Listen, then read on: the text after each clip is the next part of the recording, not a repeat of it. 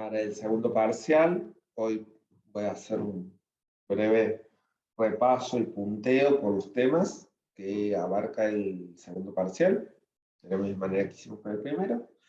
Y luego, si tienen algunas preguntas o algunas consultas, ¿sí? Las vemos. Recuerden que nosotros estamos en el proceso de la ingeniería de requerimientos, ese proceso que tenía 3 etapas fundamentales, que era la licitación, la especificación y la validación. Habíamos nosotros hablado para el primer parcial conceptual de la unidad 4, de la ingeniería de requerimientos. En términos generales, habíamos establecido cuáles eran justamente las condiciones o las características que deberían tener los requerimientos, ¿sí? Y en ese sentido, ¿estamos?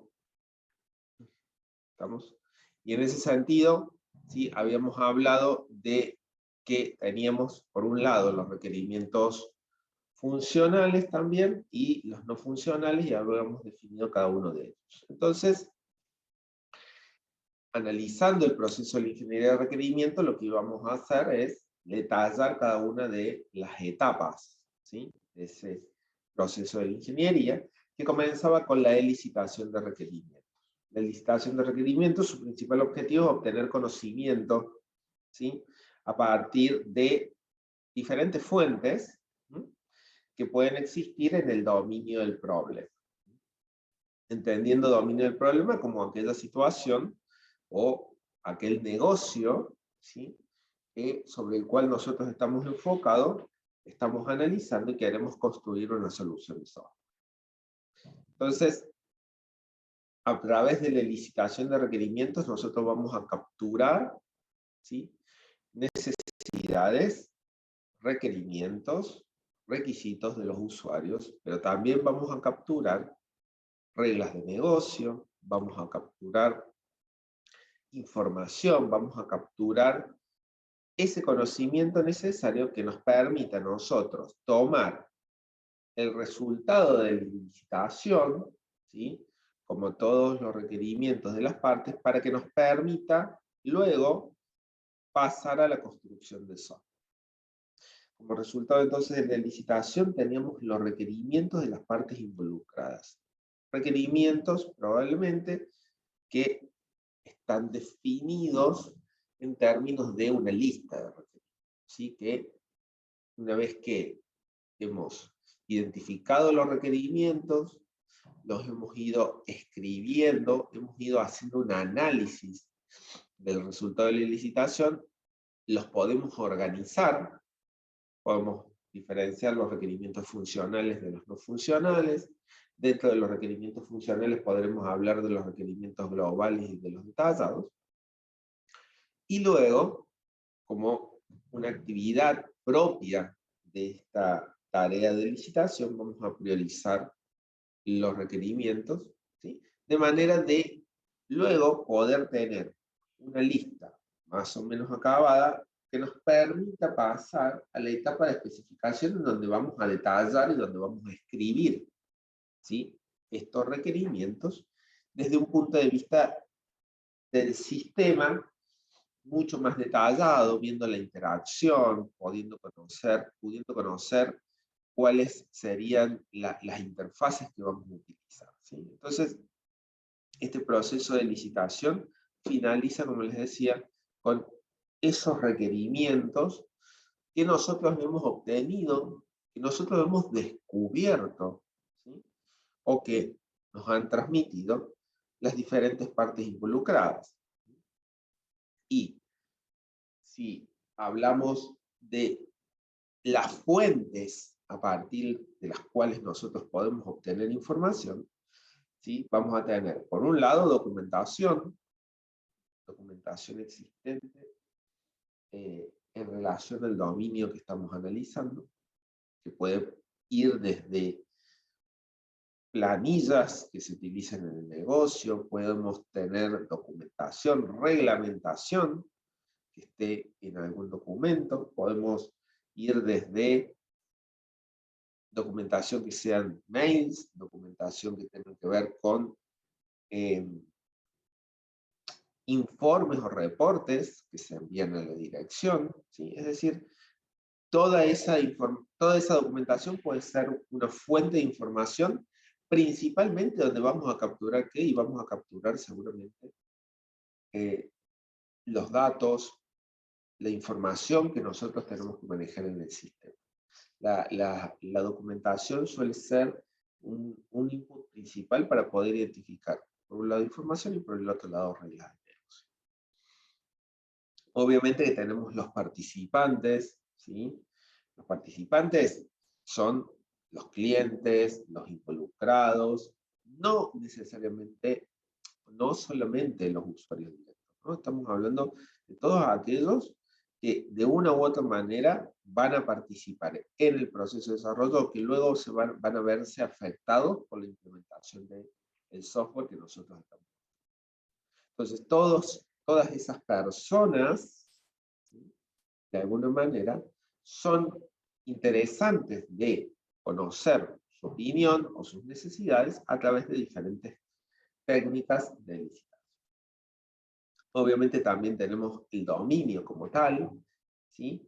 Cuando hablamos del negocio, podemos hablar de determinados tipos de negocios que ya nos lleven a pensar cuáles son las necesidades, podemos establecer cuáles son justamente características de esos negocios que nos permitan obtener información, y especificaciones del sistema en el caso que en un negocio en particular, esto no sería aplicable seguramente para desarrollo de aplicaciones, si ya tenemos software funcionando, ¿sí? Y con ese software probablemente o nos tengamos que integrar, o es el software que vamos a reemplazar.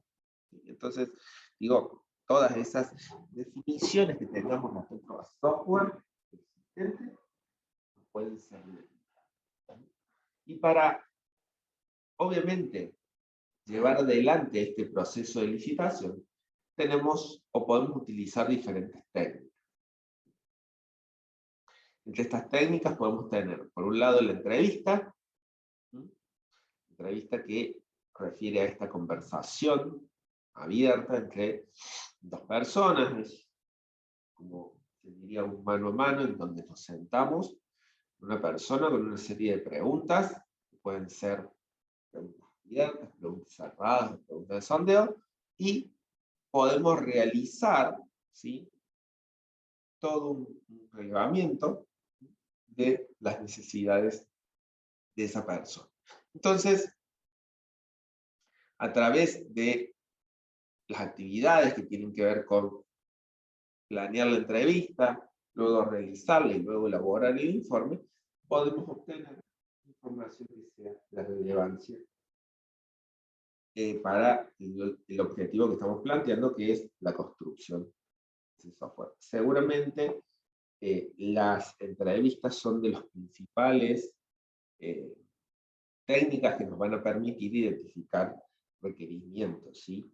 Es una técnica bastante utilizada, digamos, en términos de poder hacer seguramente o un sondeo inicial, ¿sí?, en términos de poder entender qué nos están solicitando, y también se utiliza mucho ya como técnica de validación, y entiendas esto entre comillas, como al momento de decir, bueno, ya tenemos los requerimientos, queremos ahondar o queremos profundizar en algunas situaciones.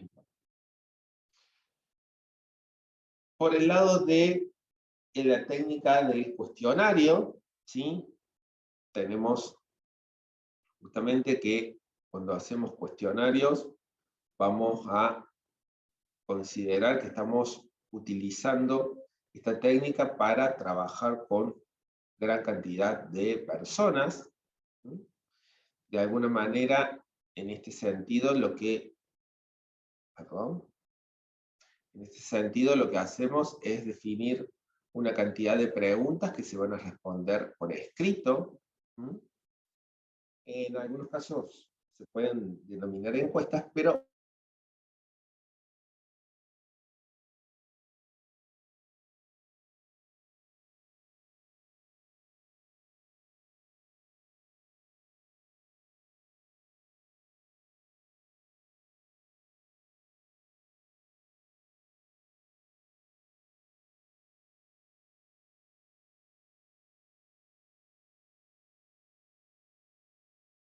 calificar, porque las vamos a poder comparar unas con otras, vamos a poder obtener determinada información cuantificable, porque podemos decir cuántos respondieron la respuesta A, cuántos la B, cuántos la C, cuál es la proporción.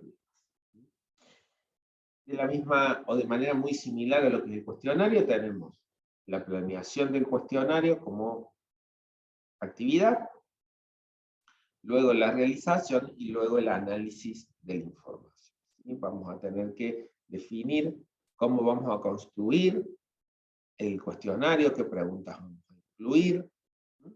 Y definir qué personas van a recibir justamente ese cuestionario.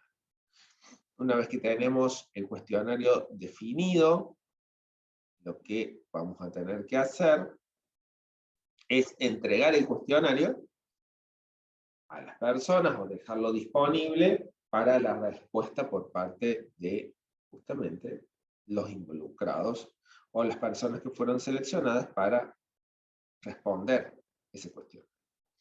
Y luego vamos a hacer un informe en términos que podemos detectar información necesaria para el desarrollo del software, ¿no? Poder obtener justamente estas cuantificaciones, estas métricas en relación a las respuestas que se obtuvieron, ¿sí? Como parte del cuestionario.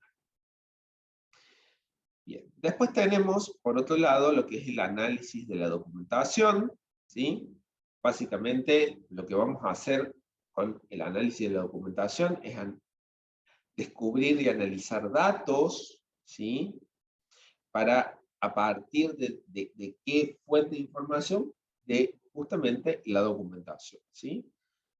Esto es básicamente entender la información que está plasmada, ¿sí? En estos diferentes manuales, reportes, como les digo, normativas, archivos, etc.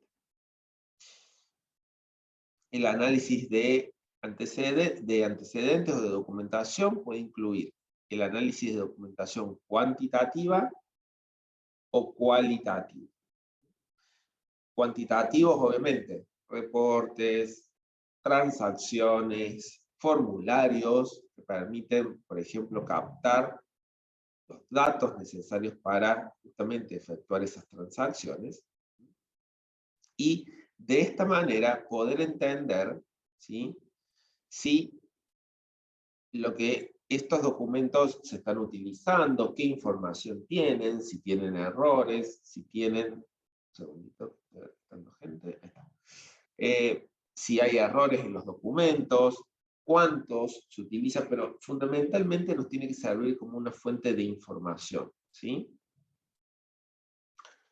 Y luego los documentos cualitativos, documentos que tienen que ver justamente con manuales, con sitios corporativos donde se encuentra información, ¿sí?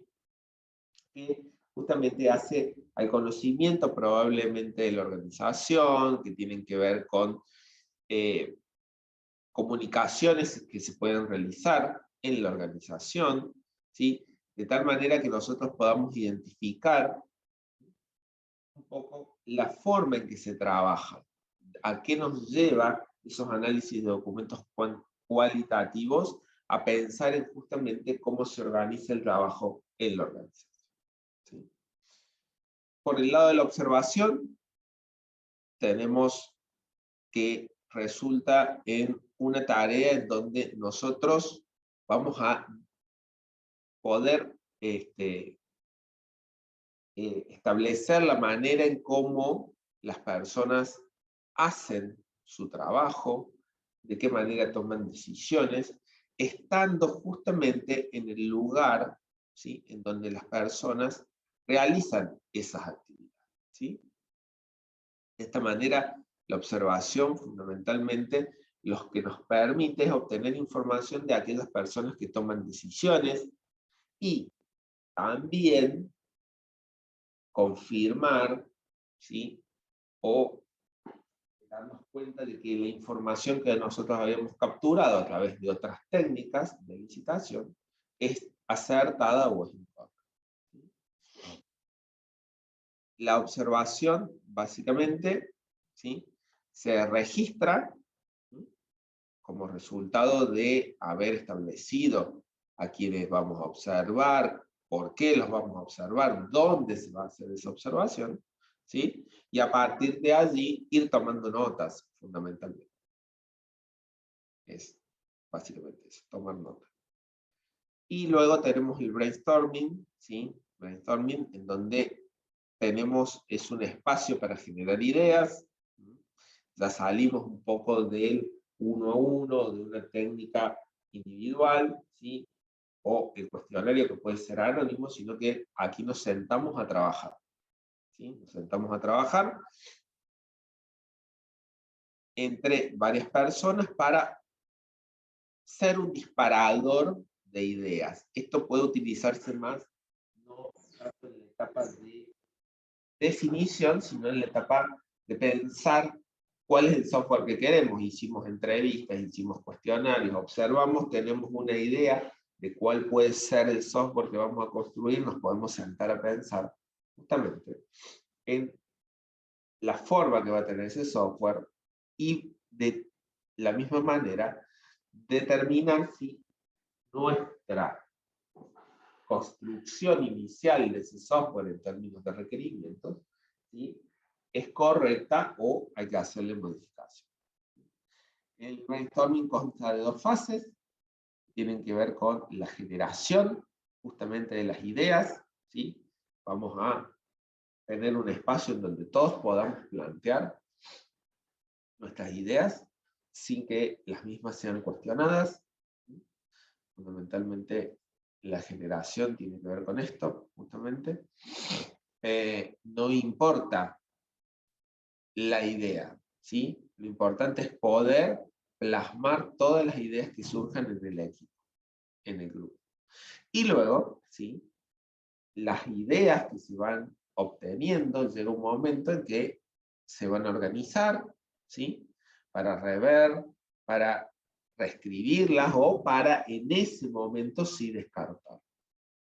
Y a partir de esa información vamos a poder justamente priorizarlos, vamos a poder clasificar, vamos a poder estructurar esas ideas a través de alguna técnica o algún modo que nos permita irnos de esa sesión de trabajo con un conjunto de ideas que nos pueden colaborar a la definición del software que estamos queriendo construir, ¿sí? Bien, y por el último tenemos el JAD, ¿sí?, el Joint Application Design, que vamos a analizar los requerimientos y el diseño de la interfaz de usuario fundamentalmente, junto con aquellos que van a utilizar el sistema, ¿sí? Básicamente vamos a trabajar con grupos, ¿sí?, que nos van a permitir poder entender, ¿sí?, cuáles son las ideas que tienen que ver con el diseño del software en términos de interfaz de usuario. Entonces, vamos a tener una fase en donde vamos a preparar justamente la sesión y vamos a tener la sesión propiamente dicha, en donde vamos a desarrollar y documentar requerimientos de alto nivel, en donde nos vamos a poner a trabajar con las interfaces de los usuarios y en donde vamos a tener una interacción con las personas que participan de tal manera de obtener ideas, visiones sobre el sistema, ¿sí? Una vez que tenemos toda la información que hemos podido recopilar, obviamente, vamos a obtener, ¿sí?, un documento, ¿sí?, en donde vamos a haber compilado toda la información. Bien. Esto en lo que hace referencia a lo que es la elicitación de requerimientos. Profe, tengo una duda, ¿Sí? o que no entendí muy bien. Lo de los análisis de documentos cuantitativos y cualitativos. No me quedó Sí, claro. ¿Puedo volver a explicarlo? sí. Bueno, la análisis de documentación, partimos del hecho que nosotros estamos, ¿sí?, considerando toda la documentación de la organización, ¿sí? Por un lado tenemos documentos que refieren más a información, a registros, en donde vamos a tener manejo de información cuantitativa, de cantidad. Probablemente podamos obtener reportes, por un lado, ¿sí? Es decir, vamos a tener información que tiene que ver con números, en donde vamos a resumir la cantidad de ventas, donde vamos a tener la cantidad de clientes, cuánta plata vendimos, ¿sí? Toda esa información es información cuantitativa, ¿sí? Por el otro lado, también todos aquellos formularios que permitan capturar información e información cuantitativa, porque yo incluso después puedo capturar esa información y la puedo cuantificar, ¿sí? Puedo hacer análisis de cantidades, ¿sí? De la misma manera, podemos analizar sistemas existentes, podemos analizar estándares, ¿sí? Pero en definitiva, es información que ya está determinada, digamos, y que nosotros podemos hacer un análisis de este tipo. El tema de la documentación cualitativa, ¿sí? Vamos a referirnos a información del tipo mucho más blanda, si se quiere, en términos que lo que estamos viendo a través de la información cualitativa es cómo se da el trabajo y la relación entre las personas, probablemente en términos de los espacios de trabajo, ¿sí? Poder identificar cómo se realiza la comunicación entre las personas, es decir, ya no estamos pudiendo hacer ese análisis de cantidades, sino que estamos tratando de identificar los vínculos, la manera de comunicación, si existen problemas, poder, por ejemplo, ver si nos permitieran mails, ¿sí? O si nos permitieran ver sitios web corporativos en términos de decir, bueno, a ver, la organización, ¿cómo ve a la gente que trabaja en la misma organización? ¿Cuál es el discurso? ¿De qué manera se vincula? ¿Qué les da? ¿Qué les provee? A eso nos hacemos referencia con el análisis de documentos cualitativos. ¿Sí? ¿Bien? Ahí está. Sí, se entendió, gracias, profe. Perfecto. No sé, ¿quieren hacer preguntas de la unidad 5 y después avanzamos? ¿Alguien? Bueno, entonces, tenemos por otro lado la unidad 6. El proceso de especificación, en donde vamos a describir y vamos a escribir los requerimientos. Ya hicimos justamente toda la captura. Bien, ahora hay que estructurarlos, hay que modelarlos, hay que detallarlos a todos esos requerimientos. Recuerden que lo que nosotros hicimos como resultado de la licitación era apenas una primera aproximación. No dijimos cómo el sistema va a resolver esas necesidades de los usuarios. Entonces, lo que vamos a hacer justamente en la etapa de especificación es indicar, ¿sí?, de qué manera el software lleva adelante diferentes actividades para cumplir con esas necesidades o esos requerimientos. ¿Qué vamos a obtener como resultado? Una especificación de requerimientos de software, ¿sí?, un documento, ¿sí?, que podría alinearse al estándar de la IEEE, ¿sí?, del año 98, el estándar 8.3. El estándar de la IEEE es simplemente una serie de recomendaciones que nos dicen qué deberíamos incluir en un documento de especificación de requerimientos de software. No es mandatorio, sí podemos tomar esto de base para definir cuáles van a ser las secciones y cuáles van a ser las partes que vamos a tener en el software. Podemos partir, ¿sí?, ya de los requisitos candidatos que ya hemos identificado y que es el resultado de la licitación de requerimientos, y a partir de allí, ¿sí?, podemos tener diferentes tareas: comprensión del contexto del sistema, ¿sí?, que lo podemos comprender a través de el modelo de negocio, que lo vimos allá en la primera unidad, o lo podemos comprender a partir de un modelo de dominio. Después tenemos la captura de los requisitos funcionales, ¿sí? Esto es, ya podemos, a partir de esos requisitos candidatos y a partir del entendimiento del dominio, podemos ya ir escribiendo, ¿sí?, cuáles van a ser requisitos funcionales, requisitos no funcionales. Pero ojo, no significa que esto ya recién aquí se pueda hacer, ¿sí? Recuerden que como resultado de o como una de las tareas de la licitación, tenemos la priorización y la clasificación. Cuando nosotros clasificamos esos requerimientos, probablemente podamos ir justamente definiendo si son funcionales o no funcionales.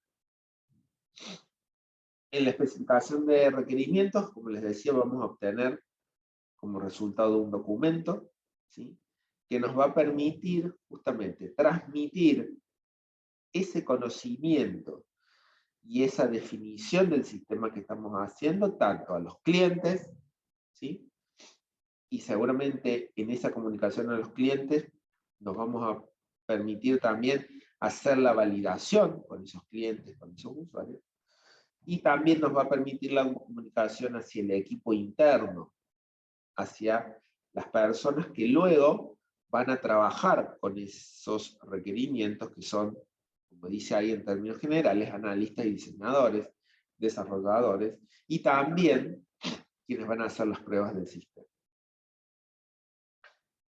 ¿Qué vamos a probar? Y vamos a probar aquello que nosotros dijimos que se va a construir. Nosotros escribimos, se va a construir determinada característica en el software, luego hay que probar si eso está construido tal cual estaba definido. Y nos va a permitir, obviamente, hacer el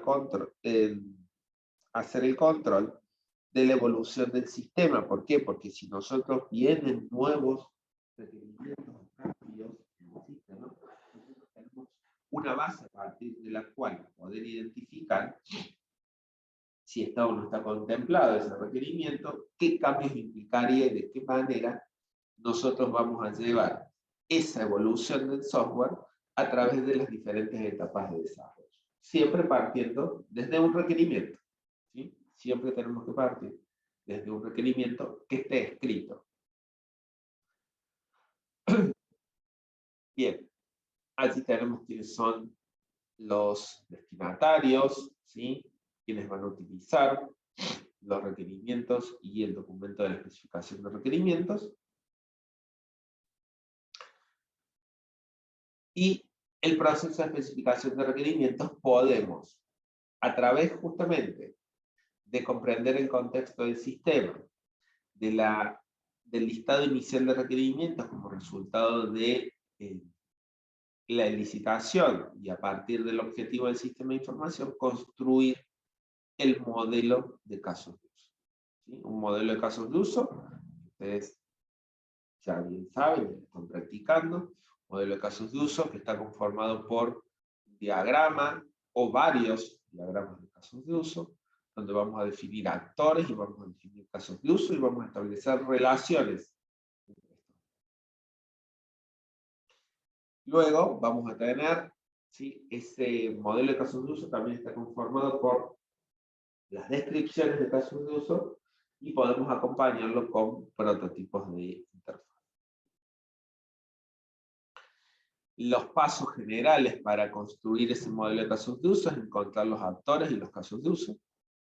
Es decir, que vamos a identificar quiénes van a ser aquellos roles que van a interactuar con el sistema. Un actor, recuerden que puede ser una persona, otro sistema o un dispositivo de hardware que va a interactuar con el software que nosotros estamos analizando. A partir de ahí y de la identificación de esos roles, podemos pensar en qué funcionalidades, ¿sí?, tiene que realizar ese actor en el sistema y de qué nos vamos a valer, y seguramente del listado de requerimientos y del modelo de negocio, si es que existe. Entonces, ese listado de requerimientos ya es una entrada para encontrar casos de uso, Y el modelo de negocio es una entrada para encontrar actores y encontrar casos. ¿Sí?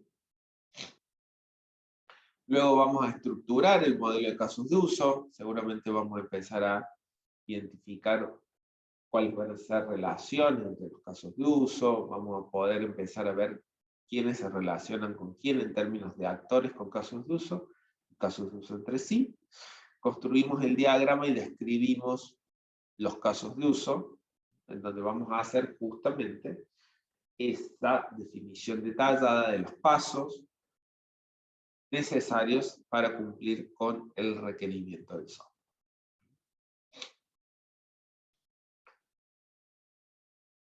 En el proceso de especificación de requerimientos y cuando vamos trabajando con casos de uso, podremos hablar de los patrones de casos de uso. Patrones que nos van a ayudar, ¿sí?, tanto a escribir o a definir casos de uso, como así también guiarnos en el proceso de desarrollo que tiene que ver con justamente la construcción de estos casos. De esta manera nosotros vamos a tener, ¿sí?, una ayuda al momento de escribir los casos de uso con el objetivo de mejorar la calidad. Cuestiones que tenían que ver con, por ejemplo, ¿sí?, mantener, para que se me fue tecnología neutral, ¿sí?, que nos ayuda a pensar en que no tenemos que incluir aspectos de la implementación, ¿sí?, una visión clara, definamos el objetivo del sistema de información, pensemos siempre en transacciones de valor para el usuario, que nos va a permitir justamente identificar esos casos de uso. Cuestiones como después que tienen que ver con esto de la revisión, ¿sí? Redistribuir la salud o mantener la casa limpia, cuestiones que nos ayudan en el momento de la revisión, ¿sí? Ver de qué manera podemos relacionar o podemos estructurar los casos de uso, ¿sí?, de no tener justamente casos de uso que no cumplan con esa definición de casos de uso, sino que tengamos fragmentos de casos de uso, ¿sí? Entonces, todas estas series de patrones de casos de uso nos ayudan al proceso de la escritura, al proceso de la identificación y al proceso de la estructuración de los casos de uso. ¿Sí?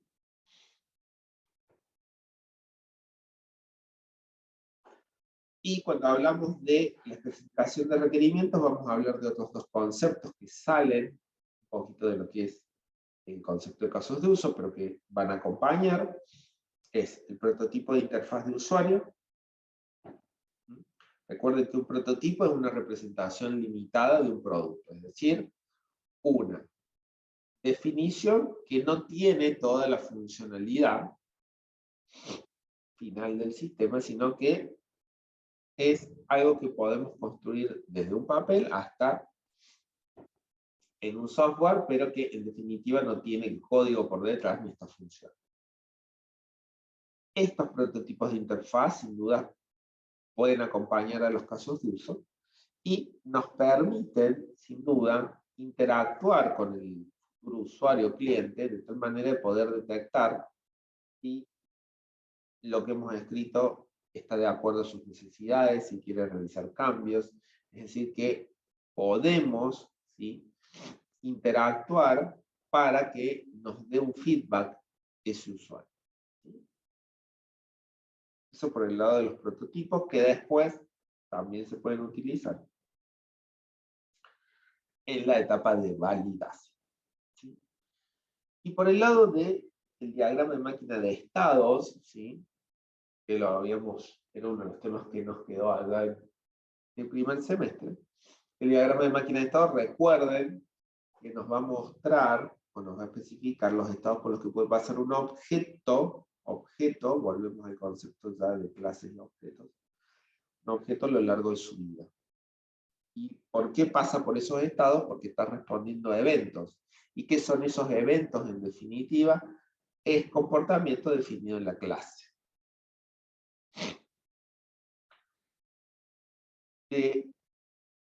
Existen diferentes elementos del diagrama de máquina de estado, ustedes ya saben, los pseudos estados inicial y final. Después tenemos las transiciones que nos van a permitir realizar la conexión entre dos estados, de tal manera que, estando en un estado y ante la aparición de un determinado evento, se produce la transición, ¿sí?, al siguiente estado. Las transiciones suelen tener eventos, salvo aquellas transiciones que se dirigen al pseudoestado final. Recuerden que por cada clase puede haber una sola máquina de estados. ¿Por qué? Porque en la misma máquina de estados vamos a representar todos los estados posibles de un objeto. Bien. Estos son los temas de la unidad 6. Si hay alguna pregunta o alguna consulta.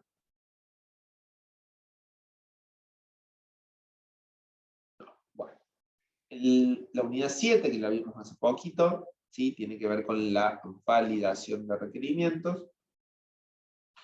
En este sentido, lo que vamos a hacer es comprobar si los requerimientos que nosotros hemos escrito, que son el resultado de la especificación de requerimientos, son correctos, están completos. Y para eso vamos a utilizar o vamos a realizar diferentes comprobaciones, ¿sí? Comprobaciones de validez, comprobaciones de consistencia, de que no nos vamos a querer contradecir entre los requerimientos que vamos a escribir, de integridad, de completo, que esté relacionado correctamente, digamos, los requerimientos que hemos definido, de realismo y de verificabilidad, ¿sí? Entonces, en ese sentido, nosotros podemos tener en cuenta que vamos a realizar estos tipos de comprobación, ¿sí? Recordemos que lo que nosotros vamos a hacer en este proceso de validación es asegurarnos la consistencia del modelo de requerimientos que nosotros hemos construido de acuerdo a lo que han requerido los usuarios y los clientes, para terminar de definir si lo que nosotros hemos escrito es lo que quiere el cliente. ¿Sí? Tenemos que hacerlo sí o sí, ¿sí? Tenemos un problema si no lo hacemos. De hecho, hoy el uso de las metodologías ágiles, uno de los focos que pone justamente en esto de lo que vamos a definir, ni siquiera necesariamente escribir, pero lo que se va a definir que hace el sistema. De hecho, tiene que participar el cliente o el usuario para inmediatamente darnos cuenta si hay un error o una inconsistencia o un problema, y no avanzar en el desarrollo de tal manera que seamos ágiles justamente y podamos construir de acuerdo a la necesidad y no lleguemos al final con el sistema construido o con una funcionalidad construida que no es la que quería. La necesidad de validación aparece cuando se modifica el modelo, obviamente, ¿sí? Tenemos por un lado la primera instancia en donde creamos modelos, donde escribimos los requerimientos, en donde los validamos y a partir de ahí construimos el software. Sin embargo, cada vez que se modifica el modelo, ¿sí?, tenemos que hacer este proceso de validación, ¿sí? Y como técnicas de validación tenemos, ¿sí?, por un lado, la revisión de requerimientos, ¿sí? Tenemos la creación de los prototipos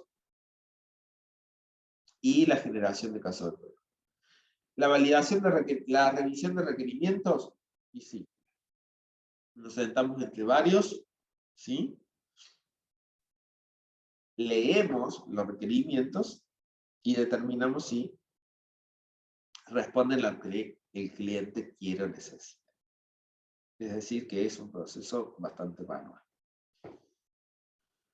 Por el lado de los prototipos, ¿sí?, lo que vamos a tener, justamente lo que les decía, prototipos seguramente de interfaz, que pueden ser evolutivos o desechables, pero que nos van a permitir entender la forma en que el usuario va a interactuar con el sistema y eso nos va a permitir explicarle, ¿sí?, lo que se está pensando en términos de software final, ¿sí?, y a partir de allí que el usuario y el cliente nos diga sí o no a la propuesta que estamos haciendo, porque en definitiva el cliente dice lo que quiere, pero quien le pone cabeza, quien le pone la impronta y quien piensa, ¿sí?, estamos creando software.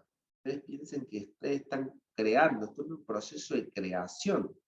Entonces, nosotros podemos pensar cosas que nos resulten muy amigables o que nos resulten totalmente válidas en términos de cómo va a funcionar el sistema, pero el cliente nos dice, no, no es lo que quiero, mis usuarios no lo van a usar, esto no es implementable en el negocio o para lo que yo quiero, ¿sí?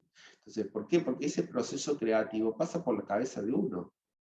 Y después, uno puede creer que es la obra más maravillosa, pero hay que ir a ver con quién lo va a utilizar ese software. Y por el lado de la generación de los casos de prueba, ¿sí?, tenemos la instancia de validación. ¿Qué nos va a permitir esto de generar los casos de prueba? Darnos cuenta que si no podemos generar un caso de prueba para una funcionalidad o para un requerimiento específico, entonces el requerimiento no se puede, no es real, ¿sí? No pasaría la comprobación de realismo, no se puede llevar adelante, ¿sí? A esto es lo que nos lleva a pensar la generación de los casos de prueba. Ok.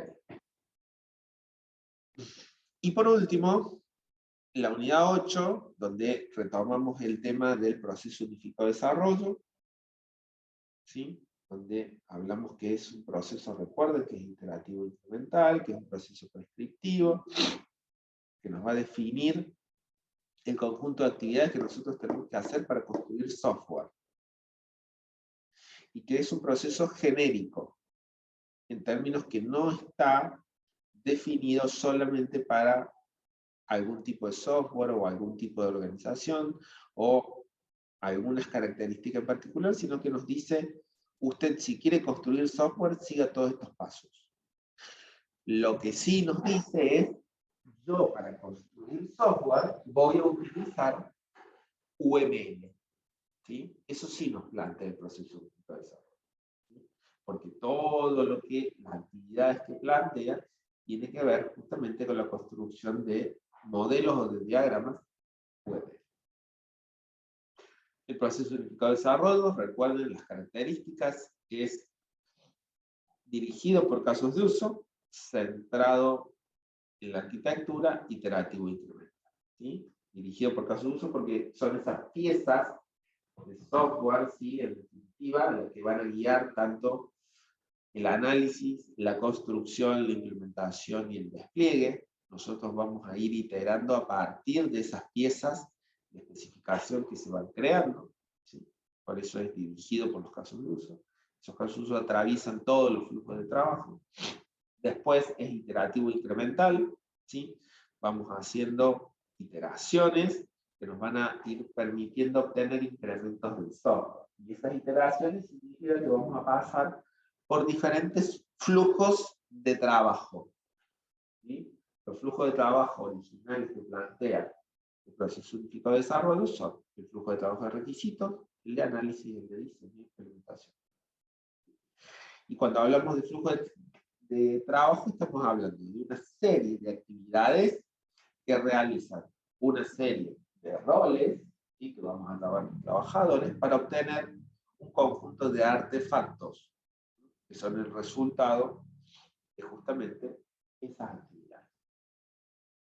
En el caso del flujo de trabajo de requisitos, tenemos que las actividades son encontrar actores y casos de uso, que ya se las mencioné en la 6, priorizar los casos de uso, esto es poder definir para los casos de uso que hemos encontrado, ¿sí?, establecer un nivel que nos permita saber con cuáles vamos a avanzar luego en el detalle y en la construcción. Recuerden que estamos construyendo software de manera iterativa, es decir, que no vamos a abordar la construcción de todos los casos de uso al mismo tiempo, sino que vamos a ir definiendo cuáles. Ese definir qué casos de uso vamos a tomar en esta iteración tiene que ver un poco con la priorización de los casos. Luego vamos a detallar el caso de uso, vamos a ir tomando cada caso de uso, lo vamos a empezar a describir. ¿Cómo lo vamos a describir? En nuestro caso, con esa plantilla que yo ya les presenté. Y este detallar el caso de uso va a ser la entrada también para prototipar la interfaz del usuario. Como resultado de encontrar actores, de encontrar casos de uso, de detallar los casos de uso, podemos estructurar el modelo de casos de uso identificando relaciones de extensión, inclusión o generalización. Los artefactos resultantes del flujo de trabajo de requisitos son el modelo de caso de uso completo, los actores con la definición de su rol, los casos de uso con la definición de su objetivo y luego, obviamente, la descripción asociada, detalle, el prototipo de la interfaz de usuario, la descripción de la arquitectura, que la descripción de la arquitectura lo que va a tener en este punto es casos de uso priorizados, algunos requerimientos no funcionales, ¿sí? Y no mucho más que eso. Y el glosario, que obviamente siempre nos permite, y va a aparecer en todos los flujos, que nos permite establecer una serie de términos comunes que nos permitan la comunicación entre los equipos de desarrollo. ¿Sí? Bien, yo con eso terminaría lo que es ni siquiera es un repaso, es simplemente un punteo de los temas que van al parcial. ¿Sí? No sé si hay alguna pregunta o alguna consulta. Profe, respecto ¿cómo era? Déjame que busque. Las Sí, características del flujo del trabajo, sí. de los flujos de trabajo. De centro en arquitectura no me quedó claro Ah, en qué no es consistía. de los flujos de trabajo, es una de las características del proceso unificado de desarrollo. ¿Sí? Ah, No es sí, de sí. los flujos de trabajo. Tiene tres características principales: dirigido por casos de uso, centrado en la arquitectura, iterativo y incremental. Bien, el concepto de arquitectura es un concepto un tanto abstracto que básicamente plantea cuáles van a ser las decisiones que vos vas a tomar, o en realidad refleja las decisiones que vos tomas en términos de software que después te van a guiar en toda la construcción. ¿Qué quiero decir con esto? ¿Sí? Resulta un tanto abstracto, pero probablemente vos digas desde el inicio cuáles son las principales funcionalidades de tu sistema sobre las cuales te vas a centrar en el desarrollo. ¿Sí? También vas a decir de qué manera vos vas a definir la tecnología en la cual vas a construir este software. ¿Sí? Va a ser mobile, va a ser web. ¿Sí? Hay una serie de decisiones si vas a trabajar con servidores en la nube, si vas a tener en cuenta que las principales transacciones se deben realizar, ¿sí?, del lado del cliente o del lado del servidor, y a partir de allí poder saber si tenemos que trabajar con clientes livianos o no. Es decir, hay toda una serie de decisiones que luego te van a guiar en la construcción del software. ¿Sí? Decisiones que muchas de ellas tienen que ver con aspectos no funcionales, y muchas de ellas tienen que ver con los aspectos funcionales. Por eso, en la arquitectura, al medio vas a ver la vista de los casos de uso. ¿Y por qué la vista de los casos de uso? Porque en definitiva, son esos casos de uso que vos priorizás, que vos seleccionás, que conforman la vista arquitectónica de los casos de uso, los que además van a interactuar y van a guiar las otras vistas, ¿sí? Entonces, las vistas de diseño, que tiene que ver con la forma en que nosotros vamos a pensar en las clases, ¿sí?, que van a conformar el sistema, la vista de procesos, que tiene que ver con las clases activas, la vista de implementación, que tiene que ver justamente con los componentes, y la vista de despliegue, que tiene que ver más con lo físico, ¿sí?, está todo centrado en la vista de caso de uso, porque es esa vista la que nos dice cuál es el core del sistema y cuáles son las decisiones desde el punto de vista funcional que van a guiar a todo el resto de las vistas. Cuando hablamos de arquitectura y de que el proceso unificado está centrado en la arquitectura, es porque sobre esa arquitectura vamos a ir trabajando, vamos a ir tomando decisiones. Generalmente esas decisiones tienen,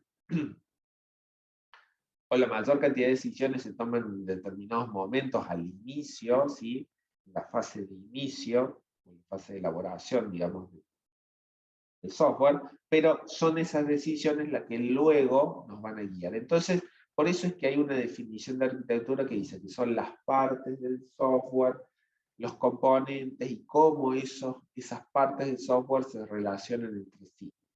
Esas partes que uno dice va a tener el software, que, perdón, es algo que ustedes van a terminar de analizar en tercer año, esas partes, ¿sí? O pensar que en definitiva el software es código escrito, que está ejecutándose. Bueno, todo ese código escrito, imagínate lo que está separado, que está en diferentes bloques. Esos bloques hay que relacionarlos, hay que establecer las interfaces entre esos diferentes bloques de programación, que nosotros le llamamos en definitiva después son componentes, y todas las decisiones que hemos tomado en términos del software que vamos a construir nos van a llevar a pensar en cuáles son esas partes que tenemos que construir, de qué manera las vamos a construir, de qué manera vamos a relacionar esas partes, ¿sí? Nuevamente, muchas veces por decisiones que tienen que ver con aspectos no funcionales, en donde yo puedo decir, yo quiero una arquitectura web, quiero que el software responda a determinada transacción en determinada cantidad de tiempo, en determinada cantidad de segundos. Es decir, hay toda una serie de decisiones que nos van a impactar en lo que es la arquitectura del software. ¿Respondí, Iván, un poco a la pregunta? Sí, profe, me queda un poco más claro.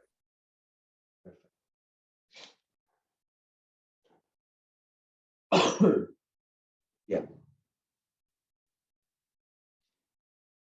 Bueno, gente. Veamos. Veamos. Clase que viene, parcial, conceptual, similar al, vamos a trabajar similar al parcial conceptual 1, se van a conectar, yo voy a hacer la acreditación, ¿sí? Una vez que termine de hacer la acreditación, pongo a disponibilidad el cuestionario para que ustedes lo respondan, ¿sí? Vamos a estar hablando más o menos de la misma cantidad de preguntas que el primer parcial, y una pregunta de desarrollo, ¿sí? Bien. Melina. El resumen sí lo subo, no es más que un copy-paste de algunas filminas de cosas, pero sí, no tengo inconveniente, te lo subo. ¿A qué hora tienen que estar en el Zoom para rendir? A las 8? A ver si a las 8:30 podemos comenzar.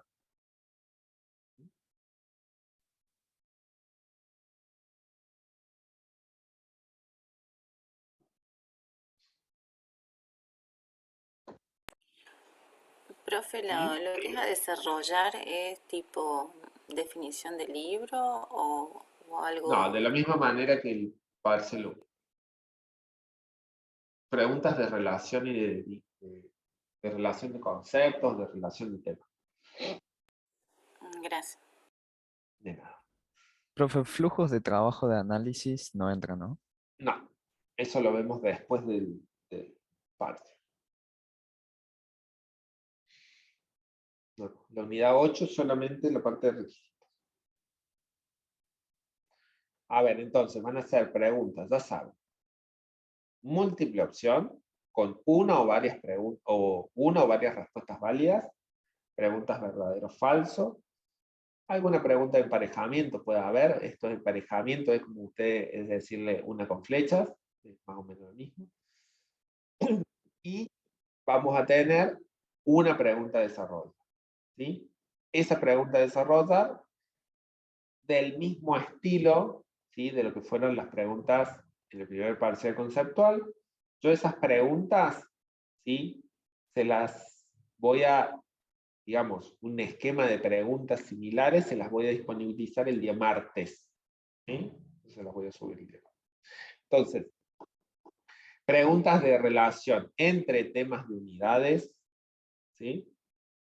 Ya sea elección o temas que yo diga, relacione este tema con este tema, que pueden ser de las unidades que ustedes están desarrollando y también pueden ser relacionar un tema de esta unidad con algún tema de una unidad que yo he visto, ¿no? Porque digo, estamos a fin de año, digamos, y ustedes, yo voy a hacer foco en el concepto y en el conocimiento del parcial 2, pero eso no implica que no puedan tener que establecer alguna relación con algún tema de una unidad anterior. Preguntas que, en definitiva, no tienen una respuesta única, ¿sí? Pero la idea es que ustedes, cuando desarrollen, lo hagan de la manera más detallada posible. Si yo pido, como pedí por ejemplo, en el primer parcial pedí, tome un tema de una unidad, un tema de otra unidad, y haga una relación y establezca las motivaciones de manera detallada que dan lugar a esa relación, lo que ustedes deberían, la respuesta debería estructurarse algo así como, el tema de la unidad tal que elegí es este, el tema de la unidad tal que elegí es este, no les estoy pidiendo que me definan el tema, no les estoy pidiendo el concepto, sino que les estoy pidiendo la relación. Ahora, si para hacer la relación ustedes necesitan definirlo, es correcto, pero yo le estoy diciendo tema A, tema B, y díganme por qué se relacionan. Si ustedes me dicen, el tema A, su definición es esta, el tema B, su definición es esta, no hicieron ningún tipo de relación, ¿sí? Lo que yo les estoy pidiendo es que ustedes identifiquen puntos de relación, que pueden ser con el tema A, me sirve de entrada para el tema B. El tema B es un refinamiento del tema A. El tema B es una desventaja respecto de lo que se plantea en el tema A. No sé, digo, hay que pensar cuál es el vínculo, la relación que existe o que puede existir entre esos temas.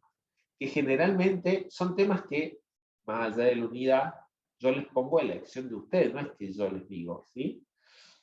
Cuando yo ya le estoy poniendo dos temas específicos, es que la relación existe, ahí ya es un poco, pero en el caso que ustedes elijan, fíjense qué eligen, qué les puede llegar a servir, y a partir de allí, no me definan por separado. Lo que yo les estoy pidiendo es que hagan un vínculo entre los temas, y que me digan por qué los vinculan. Y no porque A es entrada de B. Si A es entrada para el tema B, es porque B utiliza esto en determinados momentos, A le provee esto, ¿sí? Entonces, estamos hablando de desarrollo.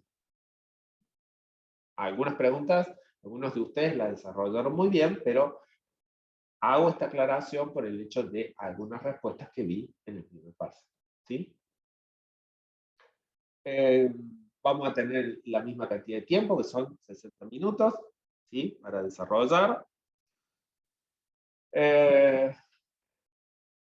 Y no sé, puede haber preguntas de la misma manera que el parcial 1, algún enunciadito pequeño para que me digan si es correcto el modelo, si está bien planteado, si algo de caso de uso, cómo plantear, no sé, en la aplicación de los patrones, ¿sí? Entonces digo, puede haber preguntas que no sean necesariamente el concepto, sino ver también su aplicación. ¿Vamos? Digo, el esquema y la forma va a ser exactamente igual que el primer parcial. Profe, cuando tengamos múltiple opción con más de una respuesta, ¿nos va a decir que hay más de una? No.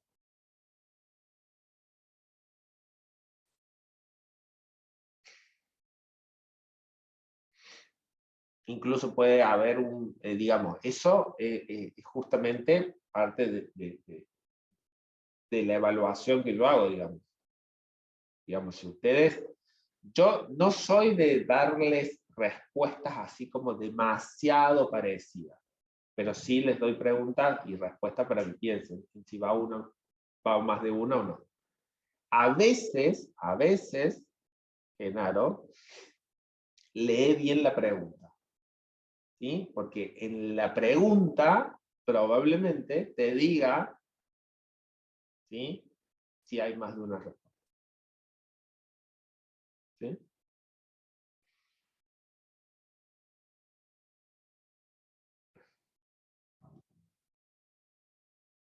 Bien. ¿Algo más? ¿Es secuencial? No me Sí. acuerdo. Sí. En secuencia. ¿Y el tiempo? ¿1 hora? 60 minutos. Ah, gracias.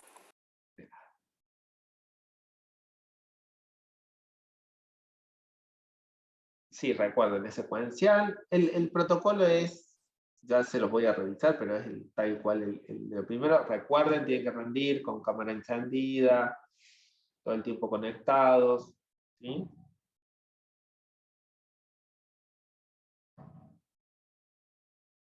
¿Estamos? Bueno. Si no hay preguntas, gente, nos vemos en la próxima clase, ya para rendir el examen. Recuerden, buena conectar, tienen que tener buena conectividad, el tema de la cámara, me tienen que mostrar libreta o documento, ¿sí? Así se pueden acreditar. Y una vez que empiece el parcial, ¿sí?, van a tener 1 hora para poder resolver. ¿Sí? Perfecto, profe, muchas gracias. Bueno, Nos profe, vemos.